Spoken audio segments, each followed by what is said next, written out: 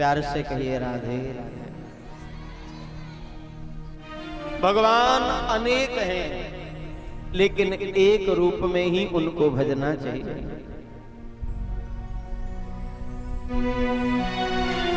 आज राम की पूजा करी, 10 दिन बाद शंकर जी पे जल चढ़ाया, फिर भगवान कृष्ण की याद आ गई। ये भक्ति श्रेष्ठ नहीं है। समर्पण भाव से भगवान को भजो, इष्ट बना करके पूजा करिए। भगवान को कैसे समझना चाहिए, ध्यान देना। जैसे एक मिठाई की दुकान होती है ना, मिठाई की दुकान में कांच के भीतर सुंदर सुंदर मिठाई सजी हुई है।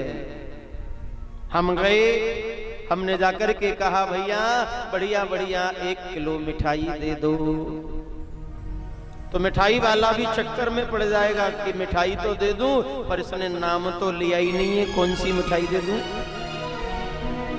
क्योंकि मिठाई तो है पर मिठाई का नाम जब तक नहीं लोगे तब तक समझ में नहीं आएगा कौन सी मिठाई। कांच के भीतर दुकान में सजी हुई मिठाई तो सब हैं, लेकिन गजब की बात, उन सब में मिठाई किसी का भी नाम नहीं है, किसी का भी नाम मिठाई नहीं है, मिठाई सब है। तो मिठाई खाने के लिए मिठाई का नाम लेना पड़ेगा। रसगुल्ला चाहिए, लड्डू चाहिए, पेड़ा चाहिए, बर्फी चाहिए, गुलाब जामुन चाहिए, क्या चाहिए। नाम जब तक नहीं लोगे तब तक मिठाई समझ में नहीं आएगी। तो मिठाई खाने के लिए मिठाई का नाम लेना पड़ेगा। अच्छा, नाम भी किस मिठाई का लोगे?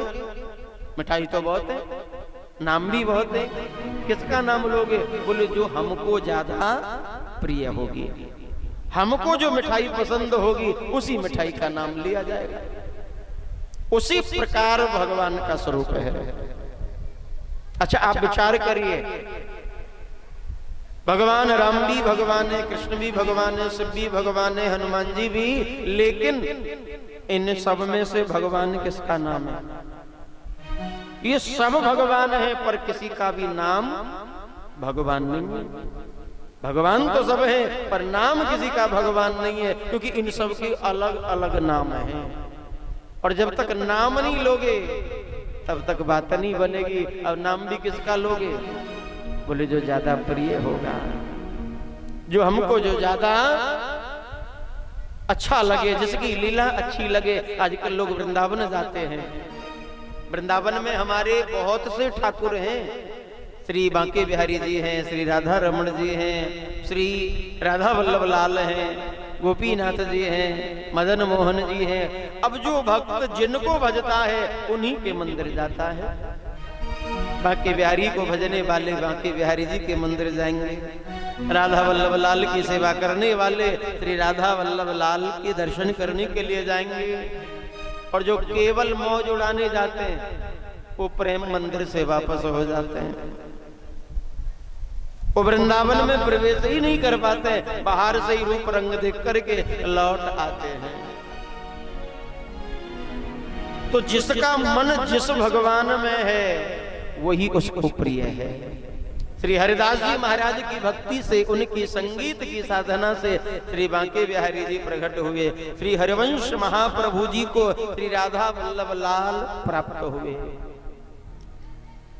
ये जितने भी ठाकुर वृंदावन में है ना, यदि अनुमान लगाया जाए तो श्री राधा वल्लभ लाल सबसे पुराने ठाकुर हैं। बांके बिहारी जी तो हरिदास जी की भक्ति से प्रसन्न हुए। मदन मोहन जी श्री सनातन गोस्वामी, राधा दामोदर रूप सनातन गोस्वामी आज अपने भक्तों के भाव से प्रकट हुए। लेकिन श्री राधा वल्लभ लाल, ऐसा वर्णन आता है कि ये साक्षात भगवान शंकर जी के सेव्य ठाकुर हैं। श्री राधा वल्लभ भगवान शिव के सेव्य ठाकुर हैं। शंकर जी जिनकी पूजा किया करते थे वो ठाकुर श्री राधा वल्लभ लाल। ब्रज में कैसे आए? बोले एक आत्मदेव नाम का ब्राह्मण शंकर जी का बड़ा भक्त था, बड़ी सेवा करता था, बड़ी पूजा करता शंकर जी की।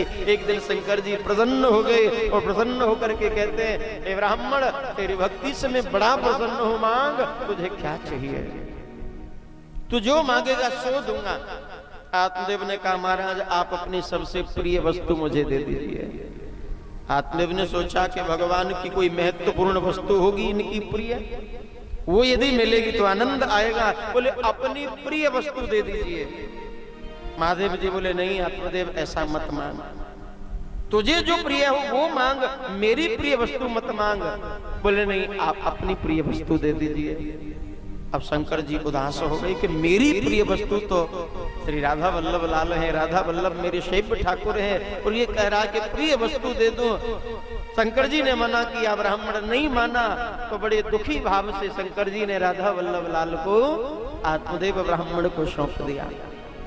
लेकिन जैसे आत्मदेव को मिले राधा वल्लभ लाल, उनकी छवि, तो आत्मदेव जी दुखी हो गए। कह रहे, मैंने तो सोचा होगा कि कोई शंकर जी महत्वपूर्ण चीज मुझे देंगे, काम आएगी कोई वस्तु, पर इन्होंने तो ठाकुर को मुझे दे दिया।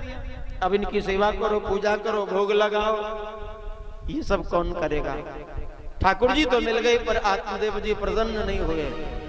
एक बार आत्मदेव जी की कन्या जो है वो विवाह के योग्य हुई और उनका विवाह श्री हरिवंश महाप्रभु जी के साथ हुआ।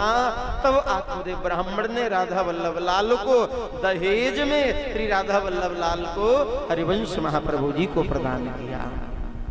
श्री हरिवंश जी को दहेज में राधा वल्लभ लाल जब प्राप्त हुए और वृंदावन में आकर के उनकी सेवा पधराई, बड़ी निष्ठा से, बड़ी श्रद्धा से श्री हरिवंश महाप्रभु जी ने राधा वल्लभ लाल को लाड़ लड़ाया, सेवा करी, पदगायन करके उनको रिझाया।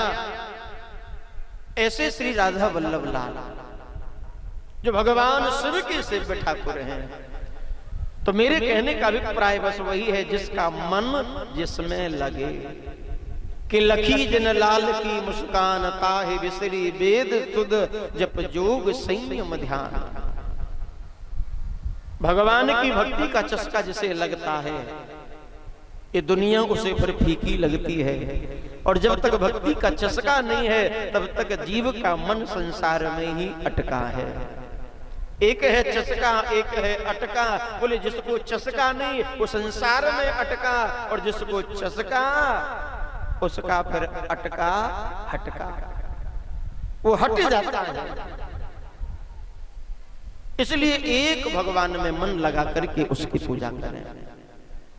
उसके बाद में प्रश्न किया कि भगवान ने अवतार कितने लिए, कितने अवतार भगवान के हैं कि एते चांस कला पुंसः कृष्ण भगवान स्वयं इंद्रारि व्याकुलं लोकम मृडयन्ति युगे युगे।